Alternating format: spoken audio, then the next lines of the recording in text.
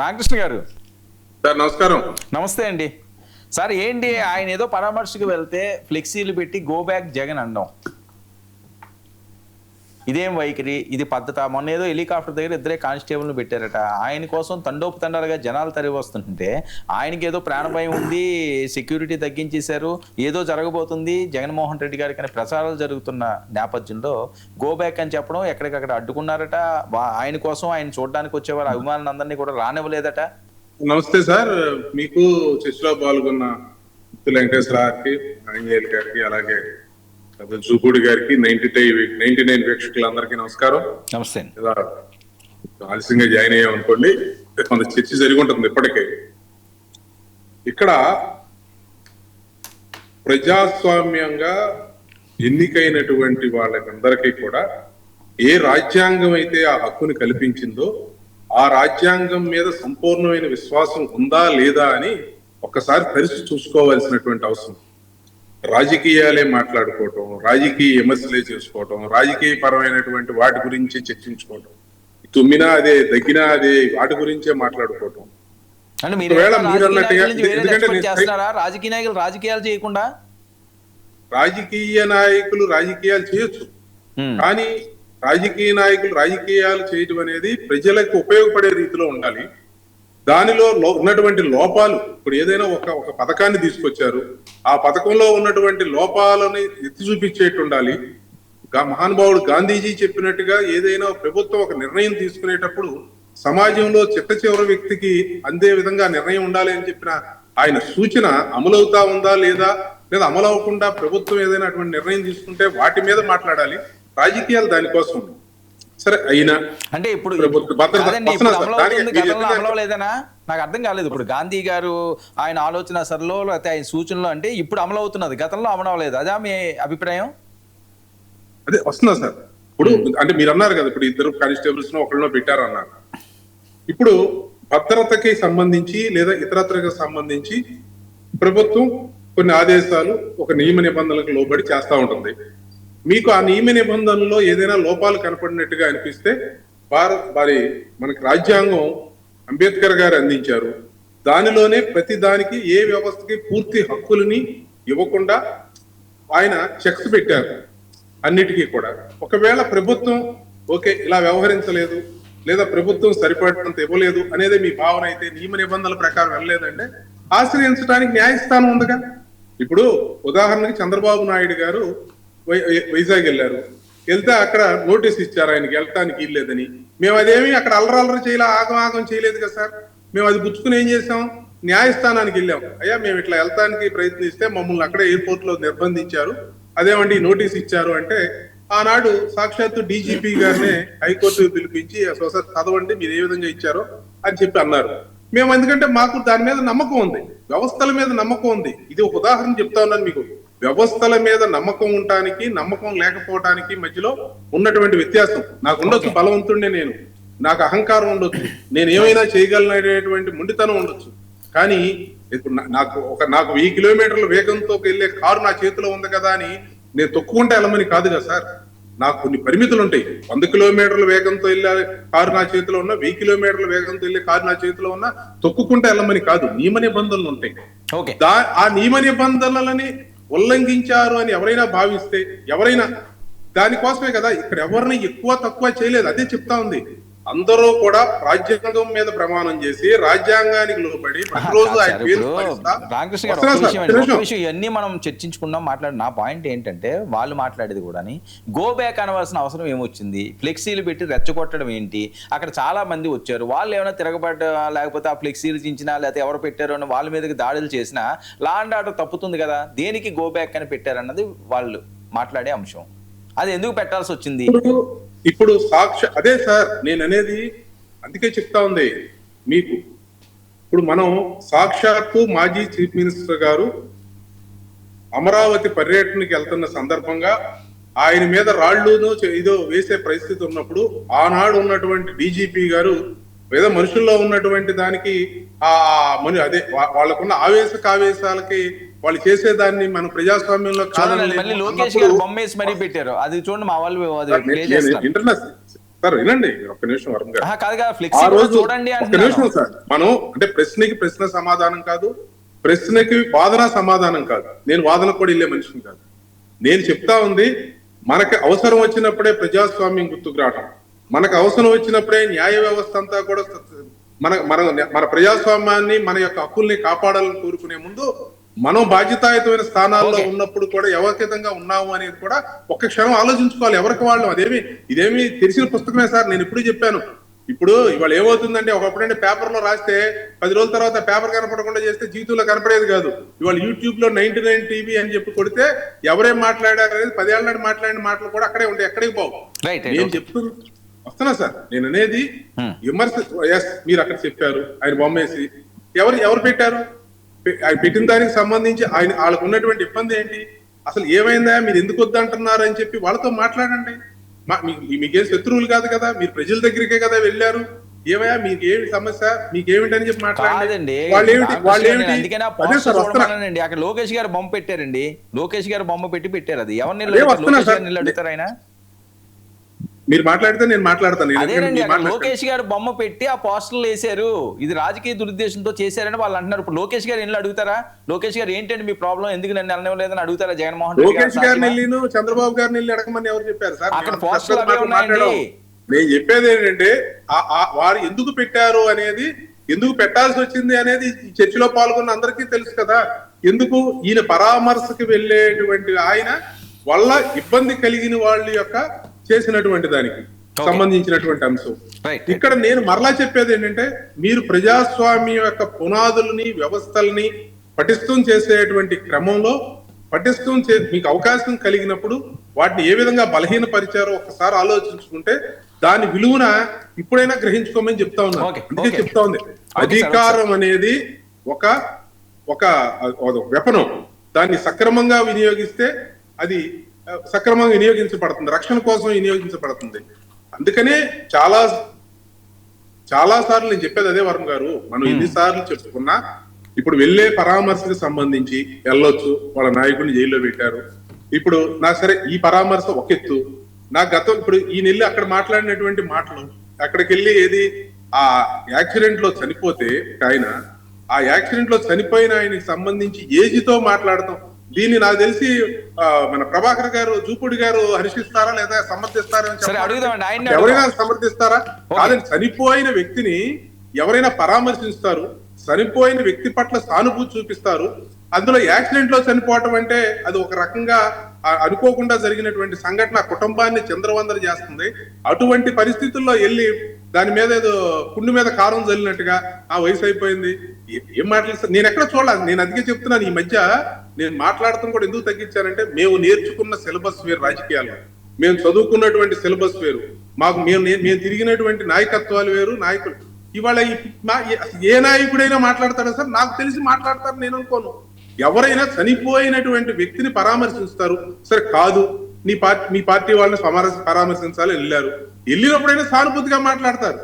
అంతేగాని అరెస్ట్ అయిన వాళ్ళకి సంబంధించి సార్ అరెస్ట్ కూడా ఏ పరిస్థితుల్లో జరిగిందో టీవీల్లోనూ పేపర్లోనే మీరు చూశారు.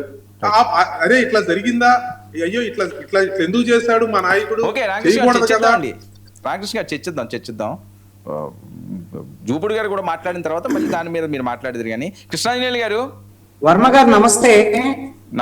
మెంబర్స్ కూడా నమస్కారం. ఏంటి జగన్మోహన్ రెడ్డి గారు ఎక్కడికన్నా ఒక ప్రోగ్రామ్కి వెళ్తుంటే, సరే అది పరామర్శో లేకపోతే వేరేదో లేకపోతే ములాఖత్కో వెళ్తున్నప్పుడు తండోపతండాలుగా జనాలు వస్తున్నారట. అది వారం లేక కూటమి ప్రభుత్వం గో బ్యాక్ అంటూ రెచ్చగొట్టే విధంగా పెడుతున్నారట. వీళ్ళు కానీ రెచ్చిపోకే లా అండ్ ఆర్డర్ ఎలా వెళ్తుందో వేరే చెప్పాల్సిన అవసరం లేదు, ఏదో కుట్ర పండుతున్నారు, ఆయనకి సెక్యూరిటీ తగ్గించారు, ఆయనకి ప్రాణహాని ఉంది, అలాగే మొన్న వెళ్ళి ఎంపీలు అమిత్ షా గారిని కలవడం, ఇవన్నీ ఈ నేపథ్యంలో ఈరోజు ఈ ఫ్లెక్సీలు ఏం జరుగుతుంది అసలు? ఆ ఫ్లెక్సీలో మళ్ళీ ఏంటి, లోకేష్ గారు ఫోటో వేసి. వర్మ గారు, ఇందాక ఇద్దరు అధికార పక్షానికి సంబంధించినటువంటి ఇద్దరు మాట్లాడారు. వెంకటేశ్వరరావు గారు ఏమంటున్నారు, అసలు జగన్మోహన్ రెడ్డిని బయటికి రానియటమే మేము చేసిన తప్పు, రానియకూడదు అని చెప్తున్నారు. ఈయన అధికారంలో ఉన్నటువంటి అధికార పక్షం జనసేనకు సంబంధించినటువంటి అధికార ప్రతినిధి. రామకృష్ణ గారు ఏం చెప్తున్నారు, తెలుగుదేశం పార్టీ తరఫున మా చంద్రబాబు నాయుడు ఆ రోజున అడ్డుకున్నారు, మా చంద్రబాబు నాయుడు అలా చేశారు, ఇలా చేశారు, జగన్మోహన్ రెడ్డి పరామర్శలు సరిగ్గా లేవు అని మాట్లాడారు. వీళ్ళిద్దరూ గుర్తుపెట్టుకోవాల్సినటువంటి అంశం ఏంటి అని అంటే, వీళ్ళు అధికారంలో ఉన్నారు అనేటువంటి అంశాన్ని గుర్తుపెట్టుకోవాలి ఫస్ట్. రెండో అంశం ఏంటి అని అంటే, మీ పర్మిషన్తో మీరు మీ దయాదాక్షిణ్యాలతో జగన్మోహన్ రెడ్డి పర్యటనలకు వెళ్ళట్లేదు. ఈ విషయాన్ని గుర్తుపెట్టుకోవాలి ఫస్ట్. మీ దయాదాక్షిణ్యాలు కాదు. ఎవరు దయాదాక్షిణ్యాలు? భారత రాజ్యాంగం ప్రకారంగా ప్రతి పౌరుడికి, ప్రతి రాజకీయ పార్టీకి తన యొక్క కార్యక్రమాలు చేసుకునేటువంటి హక్కు, అధికారము భారత రాజ్యాంగము, భారత చట్టాలు కల్పించినటువంటి వ్యవహారం. వాటిని అమలు చేసేటువంటి బాధ్యత మాత్రమే ప్రభుత్వం మీ దగ్గర ఉంది. అంతే తప్ప మేమేదో పర్మిషన్ ఇచ్చాము, నీకు పర్మిషన్ ఇవ్వటమే గొప్ప అని ఇలాంటి మాటలు మాట్లాడుకోవటం వల్ల ఈ విధమైనటువంటి అతిశయోక్తులు, ఈ విధమైనటువంటి వ్యవహారాలు, ఇవన్నిటినీ మీరు ఒక్కసారి గత 5 ఏళ్లకు సంబంధించినటువంటి అంశాలని గుర్తు తెచ్చుకోండి. నాకు రామకృష్ణ గారు చెప్పారు కదా, మా చంద్రబాబు నాయుడు వెళ్తే చెప్పులు వేయించాడు, అమరావతికి వెళ్తే అప్పుడు డీజీపీ ఇలా అన్నాడు. ఇంకా మీకు చెప్తాను కావాలంటే. చంద్రబాబు నాయుడు కుప్పం వెళ్తే కూడా, కుప్పంలో ఇదే తరహాలో చంద్రబాబు నాయుడు పర్యటన ఉన్నప్పుడే వైఎస్ఆర్ కాంగ్రెస్ పార్టీ వాళ్ళు పోటాపోటీ ర్యాలీ పిలిపించారు. ఎదురు వైఎస్ఆర్ కాంగ్రెస్ పార్టీ జెండాలు పెట్టారు. యువగళం పాదయాత్రకు సంబంధించినటువంటి సందర్భంలో యువగళం పాదయాత్రలోకి వైసీపీ జెండాలు తీసుకొని వచ్చారు. ఇవన్నీ చేశారు కాబట్టే జగన్మోహన్ రెడ్డి, వైఎస్ఆర్ కాంగ్రెస్ పార్టీ మీరు అధికారం ఉందని బలుపుతో వ్యవహరించి అప్రజాస్వామికంగా వ్యవహరిస్తున్నారు. ఇలా కుదరదు జగన్మోహన్ రెడ్డి, నువ్వు ముఖ్యమంత్రిగా పనికిరావు, నీ అప్రజాస్వామిక చర్యల్ని వ్యతిరేకిస్తున్నావని చెప్పి ఆంధ్రప్రదేశ్ ప్రజలు జగన్మోహన్ రెడ్డి 175కు 175 కావాలని కోరుకుంటే, నువ్వు ముఖ్యమంత్రిగా పనికిరావు, ప్రతిపక్ష నాయకుడిగా పనికిరావని 11 సీట్లు ఇచ్చి పక్కన కూర్చోబెట్టారు. అయ్యా, జగన్మోహన్ రెడ్డిని పక్కన కూర్చోబెట్టినప్పుడు మళ్ళీ మేము అదే చేస్తాం, మళ్ళీ మేము మాకు అధికారం వచ్చింది కదా వాడు చేయలేదా అని అంటే, మరి మీరు కూడా మూలను కూర్చోటానికి సిద్ధమవుతున్నారా? ఇది చాలా కీలకమైనటువంటి అంశం. మొన్ననే బోండా ఉమామహేశ్వరరావు వెళ్ళి వైఎస్ఆర్ కాంగ్రెస్ పార్టీ వాళ్ళు నిరసన దీక్ష చేస్తున్నారు. నిరసన దీక్ష చేస్తే సమాధానం చెప్పండి, సమాధానం చెప్పకపోతే లేదు. వాళ్ళు చట్ట వ్యతిరేకంగా నిరసన దీక్ష చేస్తే పోలీసులు అడ్డుకుంటారు. అంతే తప్ప బోండా ఉమామహేశ్వరరావు ఎవరండి జెండా కర్రలు పెట్టుకొని వెళ్ళి దాడి చేయటానికి? ఎమ్మెల్యే నువ్వు ల్యాండ్ ఆర్డర్ని చేతిలోకి తీసుకుంటావా? ఎమ్మెల్యే నువ్వు ల్యాండ్ ఆర్డర్ని అతిక్రమిస్తావా? ఇప్పుడు ఈ రోజున జగన్మోహన్ రెడ్డి పర్యటన సందర్భంగా పోతాడు, జనాన్ని వేసుకొని పోతాడు, పర్యటన చేస్తాడు, పరామర్శించుకుంటాడు, వస్తాడు, ఏమయ్యేది కాదు. ఏమైంది అదనంగా ఇప్పుడు ఈ రోజున ఫ్లెక్సీలు పెట్టడం వల్ల వీళ్ళ యొక్క యారగెన్సీ అనేటువంటిది, వీళ్ళు రెచ్చగొట్టేటువంటి వ్యవహారము. నీకు 164 సీట్లు ఇచ్చారే కూటమికి, 21 ఎంపీ సీట్లు ఇచ్చారే, మీరు ఎంత అనుకువగా వ్యవహరించాలి? 11 సీట్లు ఇచ్చినటువంటి జగన్మోహన్ రెడ్డికి నువ్వు అవకాశం ఇచ్చి రెచ్చగొట్టేటువంటి ఫ్లెక్సీలు పెట్టి గొడవ జరిగేటువంటి విధంగా చేసి, ఆ గొడవ జరిగిన తర్వాత జగన్మోహన్ రెడ్డి పర్యటనకు వెళ్తే గొడవలు జరుగుతున్నాయి, శాంతి భద్రతకు విఘాతం కలుగుతుంది, జగన్మోహన్ రెడ్డికి మేము పర్మిషన్లు ఇవ్వము అని చెప్పాలని అనుకుంటున్నారా? ఇలాగనే చేశాడు, అది కూడా చేశాడు జగన్మోహన్ రెడ్డి. కందుకూరులో ప్రతిపక్ష నాయకుడు పర్యటన, చంద్రబాబు నాయుడు పర్యటన, తొక్కిసలాటలో చనిపోయారు. గుంటూరులో తెలుగుదేశం వాళ్ళ మీటింగు, తొక్కిసలాటలో చనిపోయారు. ఆ తర్వాత జగన్మోహన్ రెడ్డి ఏం చేశాడు? చంద్రబాబు నాయుడు ప్రతిపక్షం వాళ్ళందరూ మీటింగ్లు పెడితే జనం చచ్చిపోతున్నారు అని జీవో ఒకటి తీసుకొచ్చాడు. అప్రజాస్వామికంగా కోర్టు నిర్ద్వందంగా కొట్టివేసింది. అందుకని జగన్మోహన్ రెడ్డి చేసిన పనులే మీరు చేస్తున్నారు. మీరు వచ్చి 2.5 ఏళ్ళు కాలేదు కదా, మీకు 64 సీట్లు ఇస్తే 2.5 ఏళ్ళు కూడా కాలేదు. మళ్ళీ జగన్మోహన్ రెడ్డి చెప్పుల్లో కాళ్ళు పెడతా అంటే ఏమనాలి అసలు మిమ్మల్ని? రైట్ అండి, రైట్ రైట్ రైట్. జూపుడు గారు ఇందాక మనం మాట్లాడింది వచ్చిందా? డౌట్ వచ్చింది. ఫస్ట్ ఇందాక మనం మాట్లాడినప్పుడు రామకృష్ణ గారు, తర్వాత సోదరులు కృష్ణాంజనేయులు గారు విన్నారా వాళ్ళ మాటలు? గాదన్న గారు అంటే ఇప్పుడు విన్నాను, తర్వాత విన్నాను. ఓవరాల్గా అంటే గాదన్నకి ఎందుకో చాలా కోపం వచ్చినట్టుంది ఈరోజు. అసలు పర్మిషనే జగన్మోహన్ రెడ్డి గారికి ఓదార్పు యాత్రకి ఇవ్వకూడదు, పరామర్శలకు ఇవ్వకూడదు అన్న దశలో దీన్ని వైఎస్ఆర్ కాంగ్రెస్ పార్టీ వాదిగా మాత్రమే కాకుండా ఒక ప్రజాస్వామ్య హక్కుల గురించి మాట్లాడే వ్యక్తి కూడా నేను తీవ్రంగా ఖండిస్తున్నాను. అఫ్కోర్స్ మీ టోన్ కూడా ప్రజాస్వామ్యానికి అనుకూలంగానే మీ టోన్ కూడా ఉంది. మీకు కూడా అంటే అది మాత్రమే గుర్తు చేయాలి. అంటే ఒక జర్నలిస్ట్గా కానీ, లేకపోతే ప్రజాస్వామ్యవాది కానీ, ఒక రాజకీయ పార్టీ నాయకుడిగా కానీ మనం అఫ్కోర్స్ ఈరోజు మేము ప్రతిపక్షంలో ఉండొచ్చు, కానీ గతంలో మేము అధికారంలో ఉన్నాం కదా. ఇందాక కృష్ణాంజనేయులు గారు చాలా విషయాలు గుర్తు చేశారు. వాళ్ళు చేసిన తప్పులే మీరు చేస్తున్నారని. అంటే ఈరోజు అసలు జగన్మోహన్ రెడ్డి గారికి 11 సీట్లు వచ్చాయో లేదో, లేదా వస్తే వచ్చాయి, జగన్మోహన్ రెడ్డి గారిని మీరు నియంత్రించగలరా ఈ విధంగా నేను అడుగుతున్నాను. ఇప్పుడే మీరు ఒక పరామర్శకే బెంబేలెత్తిపోయి ఇన్ని కండిషన్లు, ఇంత గోబ్యాక్, ఇంత రహస్యమైనటువంటి లేకపోతే ధైర్యం లేనటువంటి అసూయ అనేటువంటి అంశాలు మీరు ముందుకు తీసుకొస్తున్నారే. రేపు జగన్మోహన్ రెడ్డి గారు పాదయాత్రకు వస్తున్నాడు. తండోపతండాలుగా గ్రామాలే కదిలి వస్తాయి. పాదయాత్రను మీరు ఏం చేయబోతారు నాకు తెలిసి ఆపుతారా? కాదనా? పాదయాత్రకు పర్మిషన్ లేదు కాబట్టి ఆపేస్తామని చెప్తారా? ఆ సాహసం కూడా ఏమైనా చేయదలుచుకుంటే చేయండి. కానీ చరిత్రను మీరు వక్రీకరించే అంశాలను కానీ, లేకపోతే చూయించే మార్గాలను కానీ ఎన్నుకోబోకండి. ఈరోజు నేను ఈ రాష్ట్రంలో, ఈ దేశంలో అనేకమైనటువంటి ప్రజాస్వామిక ఉద్యమాలని మీ ముందు ఒక ఇలిస్ట్రేషన్గా నేను పెట్టదలుచుకున్నాను. ఇటీవల రీసెంట్గా జరిగినటువంటి జంతర్ మంతర్ ఢిల్లీలో జరిగిన విద్యార్థులు, నిరుద్యోగులు, దాని తర్వాత వచ్చినట్టు ఒక ఆలోచన ఏంటో తెలుసా? అసలు జంతర్ మంతర్నే క్లోజ్ చేస్తే ఇలాంటి నిరసన జరగవు కదా. ఎవరిచ్చారో తెలీదు. తెలంగాణలో గత టీఆర్ఎస్లో ఉన్నప్పుడు ఇందిరా పార్క్ని, ధర్నా చౌక్ని మూసేశారు, మళ్ళీ ఓపెన్ చేసుకున్నారు. అవును. అంటే మీరు ధర్నాలు చేయొద్దని అధికారంలో ఉంటే, అరే ఇంత ఫ్యాసిజమా, ఇంత అహంకారమా?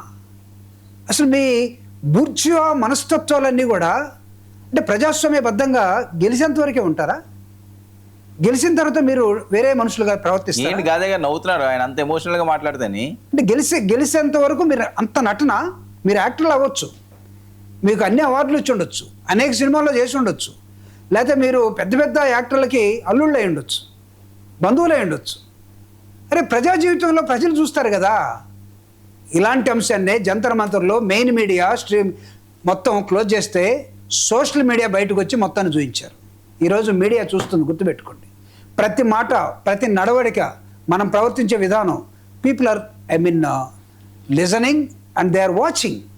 పెట్టండి, మీరు జగన్మోహన్ రెడ్డి గారికి ఆంక్షలు పెట్టండి, మీ చేతనైతే పెట్టండి. నేను I'm throwing a challenge to the government and the representatives who are talking, who are expressing their views undemocratically, వాళ్ళకు కూడా నేను ఛాలెంజ్ చేస్తున్నాను.